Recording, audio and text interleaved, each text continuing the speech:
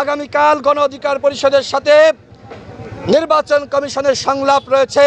সেখানে আমাদের স্পষ্ট কথা থাকবে, যদি জাতীয় পার্টির 14 দল সহ আওয়ামী ফ্যাসিবাদকে কোনোভাবে নির্বাচনে অংশগ্রহণ করার সুযোগ এই নির্বাচন কমিশন দেয়, সেক্ষেত্রে আমরা তো নির্বাচন বর্জন করব। একই সাথে এই নির্বাচন কমিশনের পদত্যাগ নিশ্চিত করার জন্য যা করার আমরা তাই করব। এবং আওয়ামী লীগের নেতাকর্মীরা কোনোভাবে আগামী নির্বাচনে ডামি মামি স্বতন্ত্র কোনো নামের টাকা পয়সা খরচ করে ভারতের নির্দেশনায় তারা যে স্বতন্ত্রভাবে নির্বাচন করে নির্বাচন বানচাল করতে চায়, সেই সুযোগ আমরা দিব না ইনশাআল্লাহ। সর্বশেষ কথা, ভারত যদি শেখ হাসিনাকে বাংলাদেশে ফেরত না পাঠায়, ভারতের সাথে আমাদের কোনো কূটনৈতিক সম্পর্ক থাকবে না।